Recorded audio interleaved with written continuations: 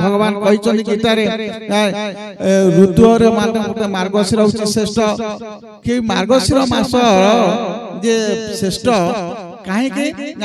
केशव मार्गशीर्षु पौषे नारायण तथा माधव माघ मास हेतु गोविंदे फाल्गुने तथा चैत्रे विष्णु इति ख्यात वैशाखे मधुसूदन ज्येष्ठे त्रिविक्रम नाम आषाढ़े ब्राह्मण तथा श्रावण सिद्धन शैव पद्मनाभस्तु भाद्रवे दामोदरस्तु कार्तिके आश्विने पद्मनाभस्तु दामोदरस्तु कार्तिके अर्थात जे 12टा मासर 12टा देवता नाम नामित करा तेणु आद्य हूँ मार्गशीर मास मार्गशीर मार्ग हूँ पथ शिर हूँ मस्तक ये सबुठारु श्रेष्ठ हूँ शरीर भितर शिर सबुठारु मास होउचंती मार्गशीर मास एवं मार्गशीर मासर देवता होउचंती प्रभु श्री केशव चंद्र तेणु से केशव चंद्र होउचंती ये श्रेष्ठ मासक भितर ताउ सेतिके नुहे आमर कहा जायछि जे भगवान लीला करथिबे कोउठी ना नीलाद्र महाद्र मध्य कहगला जे भगवान नीलाचल छाड़ी के एठी लीला करिवे कोउठी स्वर्ण क्षेत्र रे ताहा मध्य प्रमाण अछि जेतेबेले आपण तिलक टिए लगाउचंती कोन तिलक लगाउचंती ना ललाटे केशवाय नम जेतेबेले तुलसी भी आपण तोळुचंती तुलसी मूर्त सामानी सदातम केशव प्रिया केशवाते चिन्हमेतम वरदा भवसो बने तेणु जेतेबेले विपद पड़िचंती अर्जुन सदाबेले सेही कथा कहते निमित्तानि च पश्यामि विपरीतानि केशव न च सेनु पश्यामि हत्तशोधन माहवे हे केशव मु तो निमित्त मात्र मत के उत्तर कहि दियो तेणु सेही नाम को से सदा सदा धारण करिथिले तेणु प्रभुंकर सेही अशेष नाम भीतर यही केशव नाम को कली युग रे जे जप करिवे काना जकार जन्म विच्छेद पकार पाप नाशक तस्मात् जप इति प्रोक्त जन्म पाप विनाशक जप कोन जप का को कहा जाय जकार जन्म विच्छेद जन्म एवं विच्छेद विच्छेद होउचे मृत्यु जन्म होउचे जात हबा विजय सान कहले आपनकर छात्र ठाकुर होई जाइचंती से गुरु दक्षिणा दवा पई आपन को अपेक्षा करछन जे कहले मो छात्र तो अनेक अछंती आ गुरु दक्षिणा कोन दबो कहले से पा देबे कोन वो आसिले नाही अनेक दिन अपेक्षा करि सबा परे से आसिले आसे के मुरलीधर बेहरा मुरली भाई घरे रहिले तापरे राती 12टा हे जाई छै राती 12टा जते हे जाई छै हमर श्री पंचमी पूर्व दिन से सही समय रे विजय सार को डकराला जे आस गुरु दक्षिणा दबो कहले गुरु दक्षिणा दक्षिणा दबा कथा तो दिन रे दबा कथा राती रे कोन दक्षिणा दिया जिवो कोन नेबी हौ राती मु आसिली ठाकुर निजे विजय सार कहउचंती जे मु आसिली गुरु दक्षिणा दबा पई जेतेबेले मो सेतेबेले उठे चाली थिला घरटे छोटिया चाली रे ठाकुर रहउथले कहले जेम जे मु सेते जाई तांका पाखो ठाकुर कोन कले मो हाथ को धरी भिड़ी नै गले भिड़ी नै के कबाट दे देले एवं से लंठन टी जळुतला लंठन को टोटल कमे देले जेमते खाली झापसा दिसिबा आ किछि दिसिबनी कोइ कथा कहि साला परे विजय सर कहले कहले मु हेला को धैर्य धरि साहस व्यक्ति तुमे माने हेतरे बोधे मृत्यु मुखर मृत्यु हे जाय था तुम मान कर काना मु जेतबेले हठात देखिले से तू मनीष थिले मो छात्र थिले हठात चारि हाथ बाहरिला एवं मो आगे छिड़ा ही गले देखे आश्चर्य ही गली आश्चर्य ही पचाले प्रभु ये कौन मागुच माग कहले कौन मागिबी नारायण रूप हे गले मु देखिली स्वयं नारायण तेणु जेमती भगवान अर्जुन को विश्व रूप देखैथिले से देखि पारलानी तमे केते कथा स्तुति करिछि तुमानि देव पुरुष पुराण यथा नदी नांग बहवम विवेगा समुद्र में बा विवेका द्रवंती अनेक स्तुति कले कहले हे प्रभु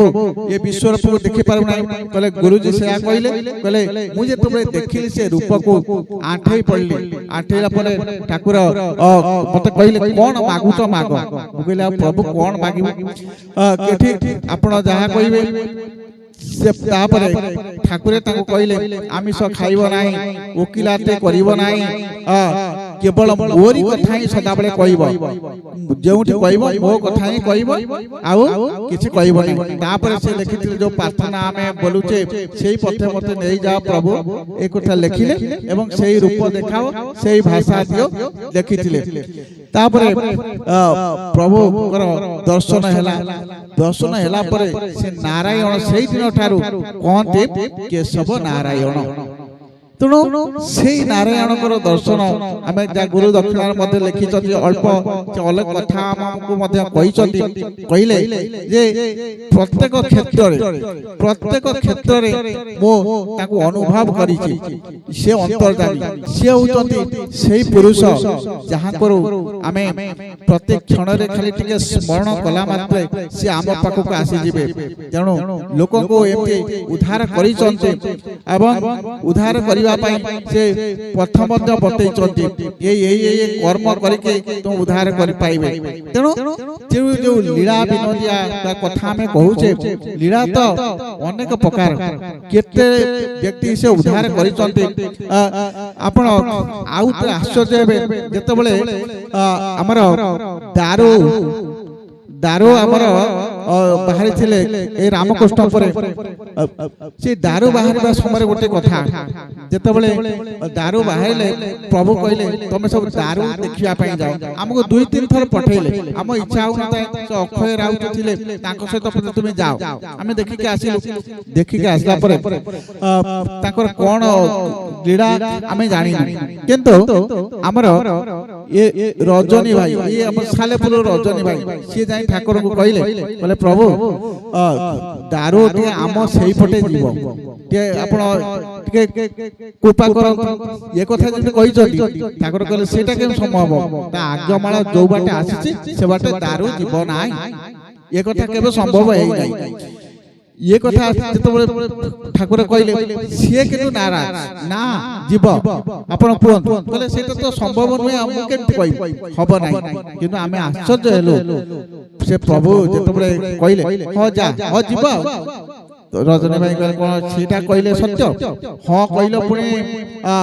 तुम मना कर दो मु कहिनी तमे लिखि दियो दारू सही बाटे ही जीवे कहले ना कहलु मो लिखि देबी कोन प्रतिश्रुति ना हो आपण लिखि दियो टिके सही परब्रह्म लिखि देले कोन हो लिखि देउ जे तुम घर बाटे दारू जीव कोन हैला रामेश्वर बाटे तैयारी हेती रास्ता किंतु अचानक भाव में परिवर्तन हो गला सालेपुर बाटे दारू गले आमे निजे से अनुभव कहले परिवर्तन कर देले कोन ताको भितर असंभव तेनु से सब करिला वाला किंतु केवल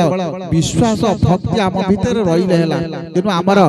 विश्वास भक्ति एवं भरोसा रहू नाही कारण आमे विश्वास करूचे किंतु भरोसा रहू नाही केमिति तो उदाहरण जने बाउंस रानी गोटे खेल करूतले खेल कला बेले से गोटे झियोटी कहले तार झियो को आ गोटे छोट झियो को बसे के गोटे दौड़ी बंधाई से दौड़ी भीतर गल चल पळेले गला परे से पचारले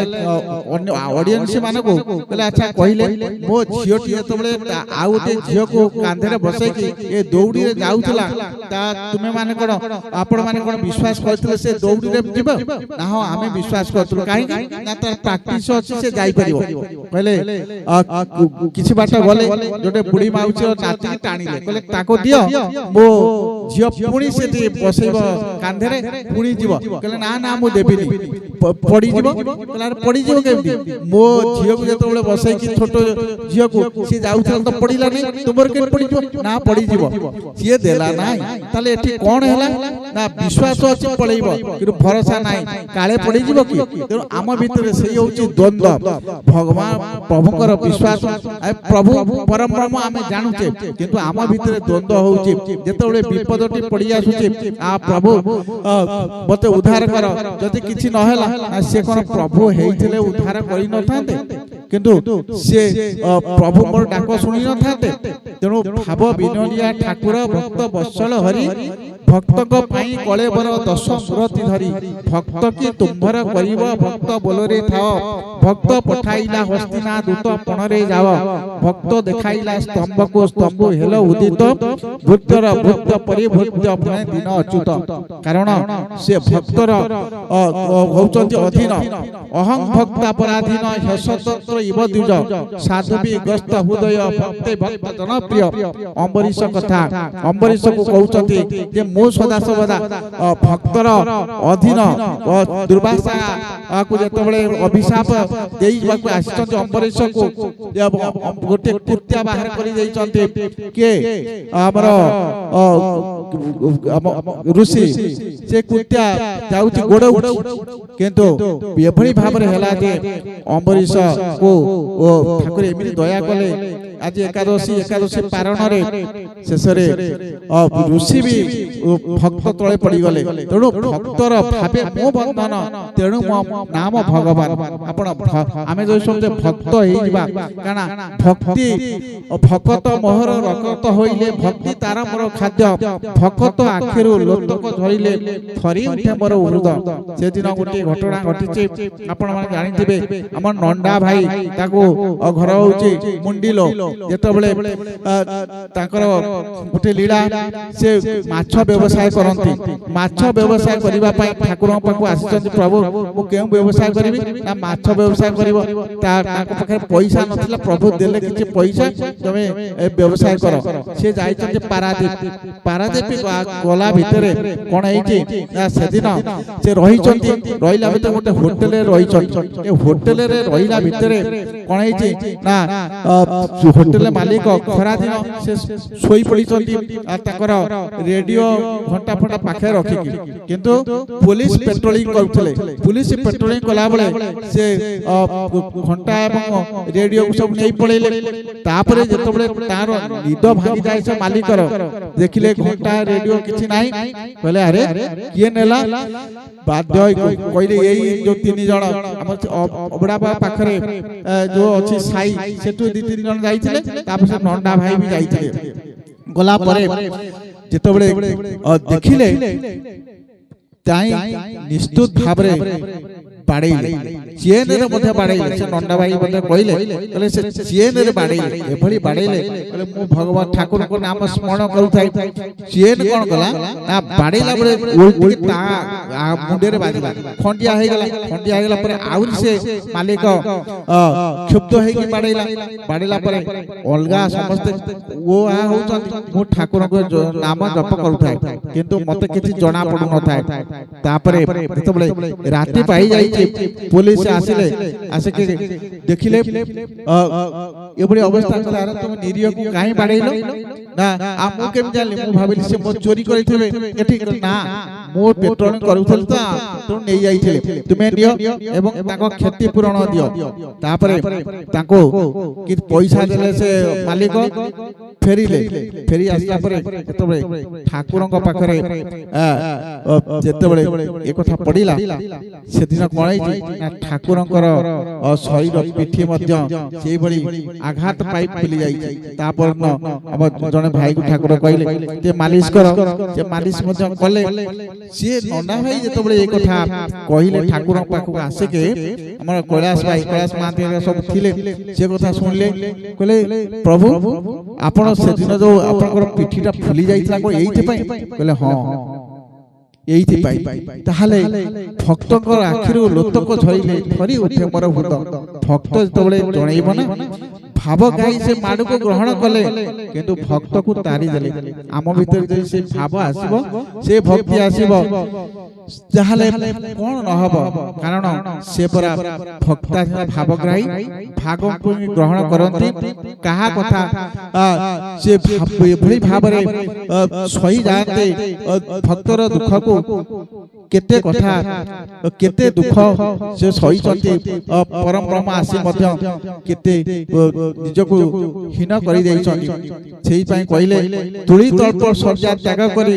धूली धूसर धाम को आसी केवल तोरी पई आमको उद्धार करबा पई किंतु आमे कोन करूचे ताको कथारे समानिया हे जाउचे जेते बापा भଳି से हमको बुझाइचंती धनरे मुको तोर मां नुहे मुको तोर बापा नुहे तू बापा हेले बुझिबो मां हेले बुझिबो मां किपरि भाबरे राती राती सोई नाही तोर किथे देह खराब हेले तते राती अनिद्रा हेछि सेहि पई मु मध्य तोर सब सही जाइछि तो भितरे ए महिला थिले मध्य मते सब महिला को तते कोन घुणा करिछि तो भितरे काम क्रोध लोभ मोह मदमाश्चर्य दुर्पक महिला आवर्जना रहिछि मु कोन तते कोळ को नै नाही कोळ को नैछि तू मोर कोळ पोछा गेला पो तेणु आज आमे सेई पितार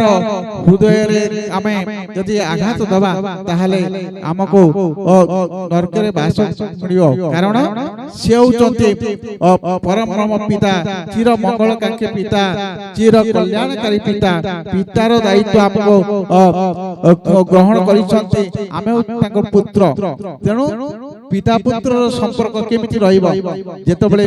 पिता एवं पुत्र को संपर्क थरे गोटे पिलाटी जाइतला मेला को गला बेले से बापा ताकर चॉकलेट किनी देले से पळी आसी से खाई नाही जेतबेले घरे पहुंचला के बापा को कोन कला बापा चॉकलेट लिया खाइबो अरे मु तते देइथि बा चॉकलेट खाया पे हां देइथिलो जे किंतु तुमे खाइले मु खाइबी सेठी बापा बड़ खुशी हे गले आहा एडे सुंदर पुओ मु ताको चॉकलेट देली से किंतु से चॉकलेट न खाइ मते देला मु कोन चॉकलेट किनी खाइ परिबि किंतु पुओर श्रद्धा जे बापा को दवा पाई से बड़ी भाबरे तांकर सृष्टि अनेक जिनिस से सृष्टि करिसंती किंतु सृष्टि कले मध्य हमको कोन देइसंती आमे तांको ही दबा श्रद्धावान लभते ज्ञान तत्पर संजत इंद्रिय श्रद्धारे आमे ताको दबा से किछि चाहंती नाही केवल श्रद्धा चाहंती भक्ति चाहंती भाव चाहंती कारण भावरे बंधा भावग्राही सदा सर्वदा जे कहंती जे मते भक्ति सहकार टिकिए देले भागवत लिखा है मु ताको बहुत गण आ जे धन रत्न अनेक दब मु ताको ग्रहण करे ना कारण गजपति ठाकुरे जाई थांती गजपति गला बेले जने एमएलए थिता ना गोसांग सबर को घरे अछन ठाकुरे तापरे चंपापुर यज्ञ होता सेतबे गला परे अनेक खाद्य पेय सब आनी थांती किंतु जने भौणी से उठे कोन खाद्य आनी थाए एमएलए घर तो जाई परिबनी से बाहर गेट रे बसिची बाहर गेट रे बसला भितरे ठाकुरे कहउचंती तेरे के अपेक्षा करछि के देखि आसिलो हमर जो गार केशव भाई साजसदा केशव भाई से केशव भाई पठेल डाटे देखि आसियो से तो देखिया पई जाइचंती देखले केई ना पळी आसिले कहले ठाकुरे आउ केई ना ना से गेट बाहर के थिबो देखो एतो गेट बाहर देखंते जने भौणी बसिचन कहले काई अपेक्षा कर ना मु ठाकुर पई किछ खाद्य आनिथिल तो दबा पई आ मु से एमएलए घर जाई परिबि टिके देई देबे नै कहले हां देई देबी सर नेला पर ठाकुर कहले कोन की अपेक्षा करतल ना जने भौणी अपेक्षा करतले ए खाद्य दबा पई कहले से खाद्य को रख जेतेबेले गोसाबसकर घर ए खाद्य प्रस्तुति हला ठाकुर घर मणई प्रस्तुति हला खाइबा पई जेतेबेले दियंते केशव भाई से साजसा केशव भाई कहले ठाकुर कहले नाइ मत टिके आनो से भौणी कोन आनथिला पा कहउथलो तानो ताको खाइबा जेतेबेले ठाकुरे खाइले अति आनंद रे खाई आउथांती काम कहले बड़ बढ़िया केशव भाई आ ताकर साजसजा थिले कहले आकर मन भीतर थिला बढ़िया है ठाकुर आम टिके हम खांतु ए भावना भाबी बाबू ठाकुर कहले तुमे नबो कि टिके नउनो समूह टिके बांटी देले कहले से जाऊ एमितिया है छी अलना କିଛି ହଳଦୀ ଫଳଦୀ ପଡିନି, କିଛି ଭଲ ଲାଗିଲା ନାହିଁ। କିନ୍ତୁ ଠାକୁରେ ଖାଇଲେ ଆମେ କେମିତି ତାକୁ ପଦାରେ ପାଟିରୁ ବାହାର କରି ବୋଲି ଭାବୁଛୁ, କିନ୍ତୁ ବାହାର କରିପାରୁନୁ। ଜୀବନ ବିକଳେ ଆମେ ଖାଇଦେଲୁ, କିନ୍ତୁ ଠାକୁରେ ଆନନ୍ଦରେ ଖାଉଥାନ୍ତି। କିନ୍ତୁ ସେଦିନ ଆମର ସେ ଏମଏଲଏ ଘରେ ଯାହା ଖାଦ୍ୟ ହେଇଥିଲା ସେଦିନ ଫେରେଇ ଦେଇଥିଲେ, କିନ୍ତୁ ଏମଏଲଏ ଜାଣିବ ନାହିଁ, ଅଲଗା ସବୁ ଖାଇଲେ, ଠାକୁର ତାଙ୍କୁ ଖାଇଲେ। ଆଚ୍ଛା, ସେଥିରେ କଣ ପଡିଥିଲା? ମିଠା ନା କିଛି ଥିଲା? ସେ ମିଠାଟା ହଉଛି ଶ୍ରଦ୍ଧା ଏବଂ ଭାବ। ଶ୍ରଦ୍ଧାରେ ଭଗବାନଙ୍କୁ ଯାହା ଦେବେ, ପ୍ରଭୁ ଗୁରୁସ୍ୱାମୀଙ୍କୁ ଯାହା ଦେବେ ତାହା ସେ ଗ୍ରହଣ କରନ୍ତି। ତେଣୁ ସେ ସେଇଥିପାଇଁ ଆସିଛନ୍ତି ଆମକୁ ଉଦ୍ଧାର କରିବା ପାଇଁ। ଆମେ ଭାବଭକ୍ତି ସହକାରେ ତାଙ୍କ ପାଖକୁ ଯଦି ଯିବା, ସେ ଆମକୁ ଗ୍ରହଣ କରିବେ। କିଛି ଚାହାନ୍ତି ନାହିଁ, କହନ୍ତି ତୁକେ ସରଳ ହେଇଯାରେ, ସରଳ ହେଲେ ତୋର ମନ ନିର୍ମଳ ହବ, ତୋ ବୁଦ୍ଧି ନିର୍ମଳ ହବ, ଆମକୁ ପାଇବା ପାଇଁ ସହଜ ହବ। କାରଣ ଯୋଉମାନଙ୍କର କପଟତା ଛନ୍ଦ କପଟ ଅଛି, ସେ କେବେ ତାକୁ ଧରି ପାରିବେ ନାହିଁ, ପାଇ ପାରିବେ ନାହିଁ। ଯିଏ ସରଳ ଅଛି ସେ ସରଳତା ହିଁ ତାଙ୍କୁ ଧରା ଦେବେ। କାରଣ ଆମ ଭିତରେ କଣ ଅଛି? ଠାକୁରେ ଯେମିତି ଭଗବତ ଗୀତାରେ କୁହାଯାଇଛି ଯେ ପତ୍ରଂ ପୁଷ୍ପଂ ଫଳଂ ତ୍ୱୟଂ ଯୋମେ ଭକ୍ତା ପ୍ରଯଚ୍ଛତି ତଦହଂ ଭକ୍ତୋପହୂତମସ୍ନାମି ପ୍ରୟତାତ୍ମନ। ଏଠାରେ କୁହାଗଲା ଯେ ଅର୍ଜୁନକୁ ଭଗବାନ କହିଲେ, ଏ ଅର୍ଜୁନ, ତୁ ମତେ ପତ୍ର ଦେ, ପୁଷ୍ପ ଦେ, ଫଳ ଦେ ଏବଂ ଜଳ ଦେ। ଅର୍ଜୁନ କହିଲେ ଠିକ ଅଛି ଦେବି। ଭଗବାନ କହିଲେ କୋଉ ପତ୍ର ଦବୁ? କହିଲେ ସବୁଠାରୁ ଶ୍ରେଷ୍ଠ ପତ୍ର ହଉଛି ତୁଳସୀ ପତ୍ର, ତୁଳସୀ ପତ୍ର ଦେବି। ଠାକୁର କହିଲେ ଯଦି ତୁଳସୀ ପତ୍ର ନ ମିଳିଲା ତାହେଲେ କେଉଁ ପତ୍ର ଦବୁ? କହିଲେ ଭଗବାନ କହିଲେ ଏ କଥା ଯେତେବେଳେ ଅର୍ଜୁନ କହିଲେ ସତ କଥା ପ୍ରଭୁ, ତୁଳସୀ ପତ୍ର ନ ମିଳିଲେ ବାତ୍ୟା ବନ୍ୟା ହେଇଯିବ, କୋଉ ପତ୍ର ଦେବି? କହିଲେ ଯୋଉ ପତ୍ର ତୋ ପାଖରେ ଅଛି ଦବୁ। ସେ ପତ୍ରଟି ହଉଛି କର ପତ୍ର, ହାତଟି ଯୋଡ଼ିଦବୁ ହୃଦୟରେ।